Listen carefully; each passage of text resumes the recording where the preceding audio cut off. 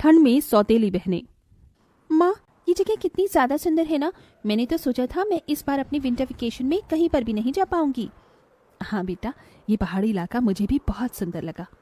उर्वशी, सौंदर्या, चलो हम लोग वहाँ चलते हैं। वहाँ का व्यू कितना ज्यादा सुंदर है ना। साहब एक गुब्बारा ले लो।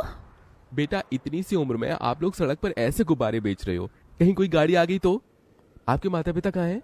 हम दोनों का दुनिया में कोई नहीं है। ये गुब्बारे बेचकर दिन में 10-20 रुपए कमा लेते हैं और उसी से ही गुजारा चलाते हैं। आप ये कुछ पैसे रखो और इससे कुछ खा लेना, ठीक है? नहीं साहब, हमें ये पैसे ऐसे मुफ्त में नहीं चाहिए। हम लोग गरीब हैं, लेकिन हम मेहनत का ही खाना पसंद करते हैं। आप इसके बदले ये सारे गुब्बारे ले लीजिए। उन दोनों बहनों को इतनी छोटी सी उम्र में इतनी ईमानदारी और मेहनत से काम करता देख सौंदर्या के दिल के अंदर उन दोनों बहनों के लिए ममता जाग जाती है। इन दोनों बच्चों का इस दुनिया में कोई नहीं है। देखिए ना, ये दोनों कितनी ज्यादा प्यारी और मेहनती हैं। क्यों ना हम इन्हें गोद ले लें। वेद को भी वो दोनों छोटी बहन बहुत ज्यादा पसंद आती हैं और वो उन दोनों बहनों को गोद ले लेता है। बेटा, ये सब तुम दोनों के लिए है और आज के बाद तुम तीनों बहनें हो। तुम तीनों कभी भी एक दूसरे का साथ नहीं छोड़ना। हम कभी भी एक दूसरे का साथ नहीं छोड़ेंगे। जब से ये दोनों इस घर में आई हैं, तब से मम्मी पापा सिर्फ इन दोनों से ही प्यार कर रहे हैं। मुझे तो भूल ही गए हैं। जो चीज सिर्फ मेरे लिए आई थी और वो चीज अब इन दोनों के लिए भी आ रही है। उर्वशी मन ही मन कीर्ति और सृष्टि से नफरत करने लगती है। वेद और सौंदर्या का सृष्टि और कीर्ति को इतना प्यार करना उर्वशी को बिल्कुल भी पसंद नहीं था, लेकिन शायद भगवान को कुछ और ही मंजूर था।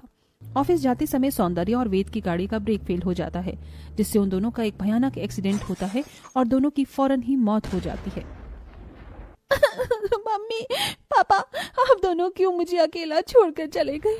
आप दोनों के अलावा मेरा इस दुनिया में कोई भी नहीं है। आप दोनों कुछ बोल क्यों नहीं रहे हो? उर्वशी दीदी, देखो ना, मम्मी पापा को क्या हो गया? ये सब सिर्फ तुम दोनों की वजह से हुआ है। पहले तो तुम दोनों ने मेरे मम्मी पापा का प्यार मुझसे छीन लिया और अब मेरे मम्मी पापा को ही मुझसे छीन लिया है। मैं तुम दोनों को कभी माफ नहीं करूंगी। उर्वशी अपने माता पिता की मृत्यु का कारण सृष्टि और कीर्ति को मानने लगती है और उनसे बहुत ज्यादा नफरत करने लगती है। कीर्ति, खाना खा ले, तूने कल से कुछ भी नहीं खाया है। नहीं दीदी, मेरा कुछ खाने का मन नहीं कर रहा है। मेरी बहन थोड़ा सा खा ले, वरना मैं भी नहीं खाऊंगी।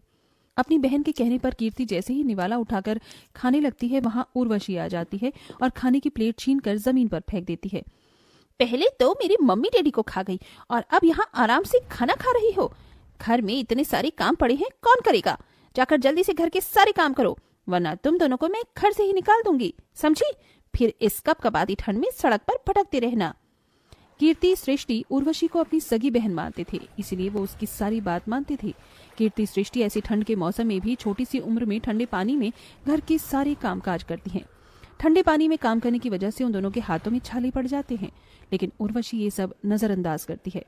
मैंने इनसे अपना होमवर्क करने को कहा था, लेकिन ये दोनों तो सो रही हैं, वो भी हीटर चलाकर। उर्वशी एक बड़े से बर्तन में ठंडा पानी डालकर उसके अंदर बहुत सारे बर्फ के टुकड़े डाल देती है और उसे लाकर सो रही सृष्टि और कीर्ति के ऊपर डाल देती है। ठंडे पानी की वजह से दोनों बहनें घबराकर और ठंड से कांपती हुई उठती हैं। ओ दीदी, आपने इतनी ठंड में हम पर ये बर्फीला पानी क्यों डाल दिया है? मेरा बस चलता तो मैं तुम दोनों पर बिल्कुल खौलता हुआ पानी डालती, लेकिन वो क्या है ना, गर्मी का मौसम नहीं है, ठंड का मौसम है, इसीलिए मैंने तुम पर ये ठंडा ठंडा पानी डाला।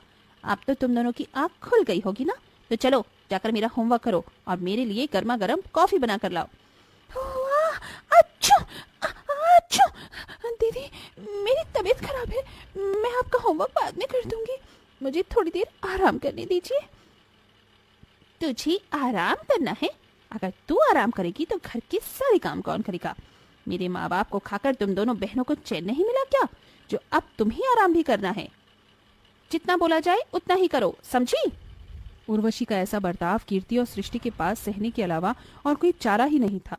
दोनों ही हमेशा अपनी सौतेली बड़ी बहन के सारे अत्याचार सहती और कभी कोई शिकायत नहीं करती।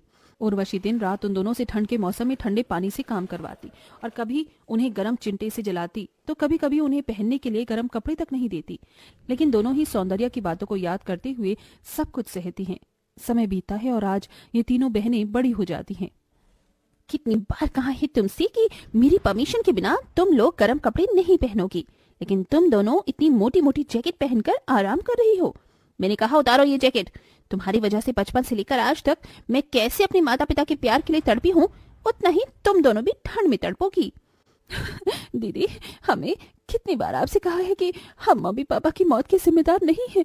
आखिरकार वो हमारे भी तो मम्मी पापा थे ना। नहीं, वो सिर्फ मेरे मम्मी पापा थे। मैं उनकी सगी बेटी हूँ, ना कि तुम। उर्वशी अपनी दोनों सौतेली बहनों पर चिल्ला ही रही होती है कि तभी वहाँ उर्वशी के मामा मामी ओम प्रकाश और जूही आते हैं। उर्वशी बेटा, कैसी हो तुम? मामा मामी, आप दोनों यहाँ? आप दोनों ने मुझे बताया क्यों नहीं कि आप आ रहे हैं?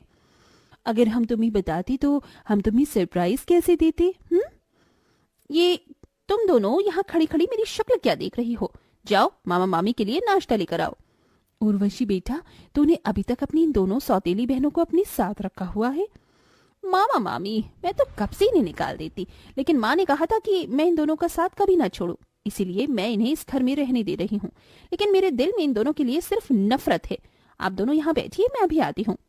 उर्वशी के वहां से जाते ही, अच्छा हुआ इसके दिल में अभी तक अपनी इन दोनों सौतेली बहनों के लिए नफरत है। मुझे तो लगा था ये तीनों इतने सालों में मिल न जाए।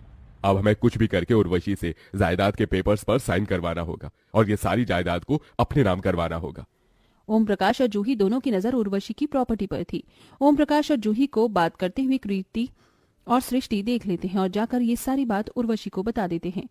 तुम दोनों को शर्म नहीं आती मेरे मामा मामी के खिलाफ ऐसी साजिश करते हुए? पहले मुझसे मेरे माँ बाप को छीन लिया और अब मेरे मामा मामी को मुझसे दूर करना चाहती हो।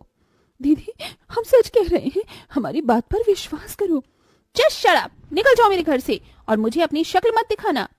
सृष्टि और कीर्ति अब पूरी तरह से टूट जाते हैं और घर छोड़कर चली जाती हैं, जिसका फायदा ओम प्रकाश और जूही उठाते हैं और जायदाद के पेपर बनवाकर उर्वशी के पास ले जाते हैं।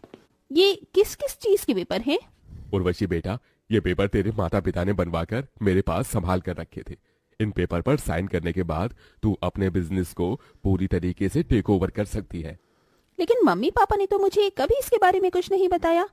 तू उस समय बहुत छोटी थी। चल अब जल्दी से साइन कर दे, ये पेपर हमें अब कोर्ट में भी जमा करवाने हैं। उर्वशी को जूही और ओम प्रकाश पर शक होता है। उर्वशी उन पेपर पर साइन करने से पहले उन पेपर को पढ़ लेती है, जिसे पढ़कर वो जान जाती है कि वो पेपर बिजनेस के नहीं बल्कि उसकी प्रॉपर्टी के हैं और उसके मामा मामी उसकी प्रॉपर्टी अपने नाम करवा रहे हैं। सृष्टि कीर्ति बिल्कुल ठीक कह रहे थे। आप दोनों की नजर में मेरी प्रॉपर्टी पर है। काश मैं उनकी बात मान लेती। हाँ बेटा, काश तुम उनकी बात मान लेती। चल अब जल्दी से इन पेपर पर साइन कर दे, वरना ये गन की सारी गोली तेरे भेजे में उतार दूंगा। मैं पेपर्स पर साइन नहीं करूंगी। ये प्रॉपर्टी मेरे मम्मी पापा की है, ना कि तुम्हारी। उर्वशी के साइन न करने पर उसके मामा मामी उसके साथ जबरदस्ती करने लगते हैं कि तभी सृष्टि और कीर्ति वहां पुलिस के साथ अचानक आ जाती हैं। पुलिस ओम प्रकाश और जूही को गिरफ्तार कर लेते हैं। दीदी, आप ठीक तो हो ना? आपको कहीं चोट तो नहीं लगी? कीर्ति, सृष्टि, मैं ठीक हूँ, लेकिन तुम दोनों तो घर छोड़कर चली गई थी ना? हाँ दीदी, लेकिन हम आपको ऐसी हालत में अकेला नहीं छोड़ सकते थे, इसीलिए हम पुलिस के पास गए और हमने उन्हें सब बता दिया और हम लोग सही समय पर यहाँ पुलिस के साथ पहुंच गए। अब आप इस घर में आराम से रह सकती हो। अब हम आपको कभी अपनी शक्ल नहीं दिखाएंगे। सृष्टि, कीर्ति, रुक जाओ। अगर तुम दोनों चली गई तो हमेशा के लिए घर में मैं अकेले रहकर क्या करूंगी? मुझे माफ कर दो। बचपन से लेकर बड़े होने तक तुम दोनों के साथ बहुत बुरा किया है मैंने। मम्मी पापा की आत्मा को ये सब देखकर बहुत दुख हो रहा होगा, लेकिन अब मुझे मेरी गलती का एहसास हो गया है। अपनी इस बड़ी बहन को माफ कर दो। आप हमसे माफी मत मांगिए। आपने हमें स्वीकार कर लिया, यही हमारे लिए काफी है। हमें हमारी बड़ी बहन मिल गई और हमें कुछ नहीं चाहिए। उर्वशी अपनी दोनों बहनों को गले से लगा लेती है, जिसके बाद अब तीनों बहनें प्यार मोहब्बत से एक साथ खुशी खुशी रहती हैं।